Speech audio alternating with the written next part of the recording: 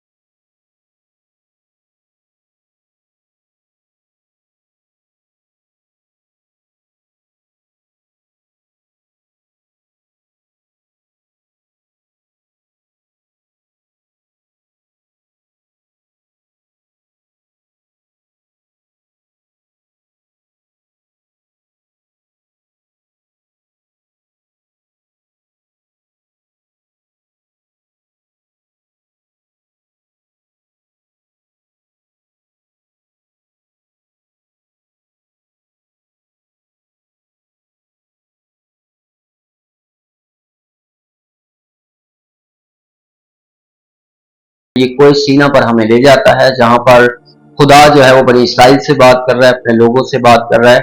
और उनसे जब ये बात कर रहा है तो 19वें बाब के अंदर लिखा है कि बनी इसराइल को 3 महीने हो चुके हैं मुल्क मिस्र से निकले हुए।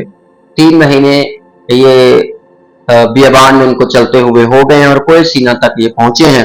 और जैसे ही ये पहुंचे हैं खुदा ने इनको अपनी शरीयत, अपने अहकामात, अपने बारे में बताना शुरू कर दिया। जैसा कि आप जानते हैं कि कोई भी शख्स जब एक जगह से निकलकर, एक हदूद से निकलकर, एक मुल्क से निकलकर दूसरे मुल्क में जाता है तो यकीनन वहां के असूल व ज़वाबित और कवानीन जो है उस पर लागू भी होते हैं और उसको बताए भी जाते हैं। यहाँ पर खुदा ने जब इससे पहले कि उनको वो कोई हुक्म दे, खुदा ने उनको बताया कि किस तरह से जो है मैंने तुमको वहां से निकाला है और किस तरह से खुदा ने जो है उनकी जिंदगी में काम किया। खुदा इसके बारे में बड़ी डिटेल के साथ बात करता है और उनको बताता है कि क्या अहमियत है। यहाँ पर बड़े खास अल्फाज जो है 5वीं आयत में लिखे हैं, मैं पढ़ता हूँ आपके सामने। खरूज की किताब 19 बाब 5वीं आयत। सो अब अगर तुम मेरी बात मानो और मेरे अहद पर चलो तो सब कौमों में से तुम ही मेरी खास मलकियत ठहरोगे, क्योंकि सारी जमीन मेरी है और तुम मेरे लिए काहनों की एक ममलकत और एक मुकद्दस कौम हो। याद रखिए 3 तरह की खूबियां खुदा ने जो है वो अपने लोगों पर जाहिर की कि मेरी नजर में तुम्हारी क्या हैसियत है, क्या अहमियत है और किस तरह से मैं जो है वो आप लोगों को या लोगों को देखता हूँ। खुदा ने ये पहले ये बताया, इससे पहले कि वो अहकामात दे। याद रखें कि खुदा ने पहले ये बताया कि उसकी नजर में बनी इसराइल जो है वो क्या है और खुदा जो है वो उनको किस निगाह से देखता है। तो खुदा ने कहा कि मैं यहाँ पर जो लाया हूँ गोया अकाब की परों पर बिठा कर लाया हूँ। फिर कहता है मेरी खास मलकियत तुम ठहरोगे। फिर कहता है कहलों की ममलकत भी तुम हो और मुकद्दस कौम भी हो। और यकीनन जब खुदा ने उन पर जाहिर कर दिया कि मैं आपके बारे में या तुम्हारे बारे में ये सोचता हूँ, तो उस वक्त खुदा ने फिर उनको अहकामात भी दिए जो कोई सीना पर जो है वो खुदा ने दिए और मूसा की मार्फत जो है वो लिखे गए। अगर हम खरूज की किताब 20वां बाब और उसकी पहली आयत पढ़े तो वहां पर लिखा है खुदा ने सब बातें फरमाई कि खुदावन तेरा खुदा जो तुझे मुल्क मिस्र से और गुलामी के घर से निकाल लाया मैं हूं। सबसे पहले तो खुदा ने अपने आप को मुतारिफ कराया। इससे पहले कि वो अहकामात देता, इससे पहले कि वो हुक्म देता, खुदा ने अपने आप को मुतारिफ कराया। और कलाम कहता है, उसने कहा खुदावन तेरा खुदा जो मुल्क मिस्र और गुलामी के घर से निकाल लाया मैं हूं। अपना इंट्रोडक्शन करवाता, अपने आप को इंट्रोड्यूस करवाता है। तीसरी आयत में लिखा है खुदा ने हुक्म देना शुरू कर दिए। और तीसरी आयत कहती है मेरे हजूर, यानी मैं अगर तुम्हारा खुदा हूं, अगर तुम ये समझते हो कि तुम मेरी खास मलकियत हो, तुम मेरी जो है वो मलकत हो, तुम मेरी काहनों का शाही काहनों का फिरका हो, तो कलाम कहता है मेरे हजूर तू गैर मबूदों को ना मानो। चौथी आयत जिस पर हम बात करने जा रहे हैं, कलाम कहता है तू अपने लिए कोई तराशी हुई मूरत ना बनाना। दो टोक जवाब जिसको आप कहते हैं वो खुदा ने यहाँ पर दिया और हुक्म सादर किया कि तू अपने लिए कोई तराशी हुई मूरत ना बनाना। अच्छा, आगे खुदा ने फिर इसको डिफाइन भी किया कि किस किस की मूरत या किस किस की सूरत या किस किस का बुत जो है वो आप नहीं बना सकते मुझे सामने रखते हुए। कलाम कहता है यहाँ इबादत करने के लिए, कलाम कहता है ना किसी चीज की सूरत बनाना। आगे लिखा है जो ऊपर आसमान में या नीचे जमीन पर या जमीन के नीचे पानी में है। खुदा ने 3 जगह जो है यहाँ पर डिफाइन की हैं या बताई हैं। कलाम कहता है सबसे पहले उसने कहा कोई ना किसी चीज की सूरत बनाना जो ऊपर आसमान में, आसमान में कहता है कोई भी चीज जो भी है उसकी सूरत, और पहले कहता है आसमान में या नीचे जमीन पर या जमीन के नीचे पानी में। और 5वीं आयत बड़ी गौर तलब है, और आगे लिखा है तो उनके आगे, पहली बात तो बनाना ही नहीं, ठीक है। दूसरा उसका जो हिस्सा है वो कहता है तो उनके आगे सजदा ना करना, क्योंकि सजदा करना सिर्फ और सिर्फ खुदावंद को रवा है, खुदावंद को ही वाजिब है।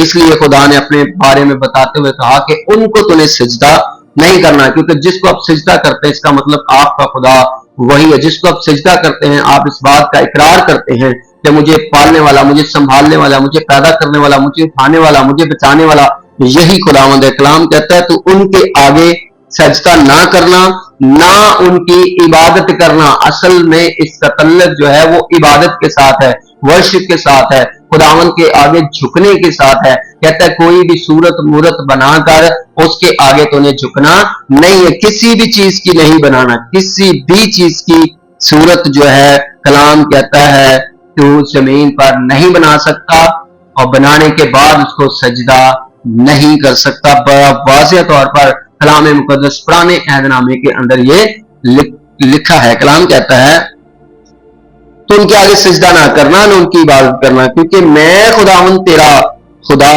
गयूर खुदा हूं, जो मुझसे अदावत रखते हैं उनकी औलाद को 3री और 4थी पुश्त तक बाप दादा की बदकारी की सजा देता हूं। इसका मतलब यह है कि बुत बनाने वाला और उसके आगे झुकने वाला जो है उसको खुदा ये समझता है कि ये मेरे साथ अदावत रखा है, उसको खुदा इस तरह से अदावत के जिम्रे में लेता है। इसीलिए खुदा ने जो है वो इस चीज से मना कर दिया कि कोई भी किसी चीज का बुत तो बनाकर उसके आगे झुक नहीं सकता। अगर अहबार की किताब हम निकालें तो वहां पर 19 बाब, फिर से अहबार का भी 19वीं बाब है, और उसकी 4थी आयत जब हम पढ़ते हैं तो वहां पर लिखा है तुम बुतों की तरफ रजू ना होना।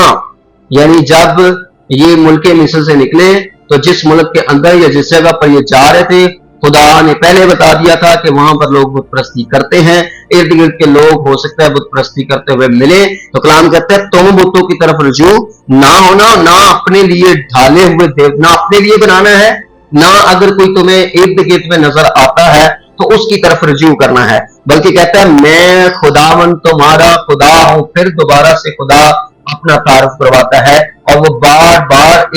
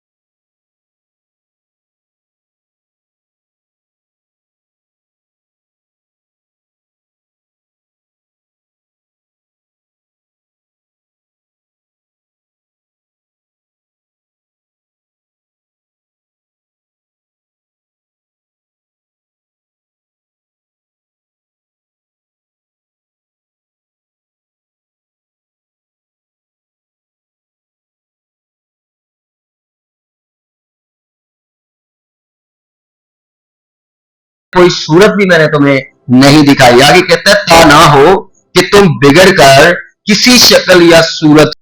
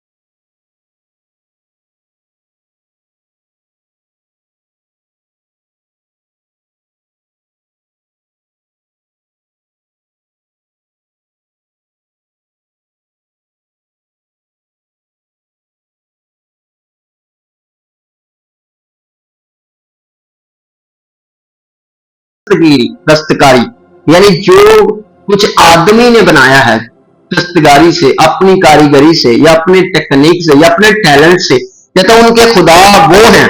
और उनके खुदाओं की डेफिनेशन क्या है? कलाम कहता है उनके मुंह हैं पर वो बोलते नहीं है। याद रखें आपका खुदा बोलता है और इस वक्त भी आपसे बोल रहा है।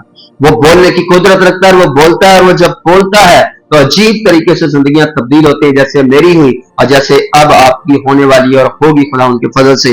कलाम कहता है उनके मुंह हैं पर वो बोलते नहीं, बुतों की बात हो रही है, आंखें हैं पर देखते नहीं, और हमारा खुदा हर वक्त देखता रहता है। कलाम मुकद्दस में लिखा है उसकी आंखें पूरी जमीन पर सैर करती और देखती रहती हैं। Thank you Lord. आगे लिखा है उनके कान हैं पर वो सुनते नहीं, उन बुतों के जो हाथ से बनाए गए हैं, उन बुतों के जो छेनी हथौड़े के साथ और मिट्टी के साथ और सोने के साथ और मुख्तलिफ धातों के साथ मिलकर बनाए जाते हैं, उनके कान नजर आते हैं, उनका मुंह नजर आता है। वो जो कारीगर बनाता है वो उस बुत को देखकर उसकी शक्ल सूरत जो है वो उसके कान नाक मुंह बनाता है ताकि पूरी उसकी शक्ल सूरत जो है वो सामने आ जाए। कलाम कहता है आंखें हैं पर वो देखते नहीं है, उनके कान हैं पर वो सुनते नहीं है, नाक हैं पर वो सूंघते नहीं है, उनके हाथ हैं पर वो छूते नहीं है, पांव हैं पर वो चलते नहीं है, और उनके गले से आवाज नहीं निकलती। और 8वीं आयत में लिखा है उनके बनाने वाले जिन्होंने उनको उनके बनाने वाले जिस शख्स ने उनको बनाया है उन्हीं की मानद हो जाएंगे। यानी उनका भी मुंह तो नजर आएगा, बोलेंगे नहीं, कान तो नजर आएगा लेकिन वो सुन नहीं पाएंगे, और जितनी भी चीजें हैं वो बुत की मानद ही हो जाएंगे। Thank you Lord, thank you Jesus. खुदावंत आपको बरकत दे, ब्लेस करे। याद रखें खुदावंत हमारा खुदा जिंदा खुदा है, और उसकी आंखें हैं, उसके कान हैं, उसका मुंह है, वो बोलता है, वो सुनता है, वो देखता है। और जब मैं और आप और हम सब जो कुछ भी रोए जमीन पर कर रहे होते हैं, कलाम कहता है उसकी आंखें पूरी जमीन पर सैर करती और देखती रहती हैं। कलाम कहता है खुदा ने हमें किसी भी बुत के सामने, किसी भी स्टैचू के सामने, वो किसी भी शख्सियत का क्यों ना, कलाम में लिखा मर्द हो या औरत, किसी स्टैचू के आगे कलाम कहता है हम झुक नहीं सकते। ये वो बातें थी जो पुराने अहदनामा के अंदर लिखी गई हैं, और मुख्तसर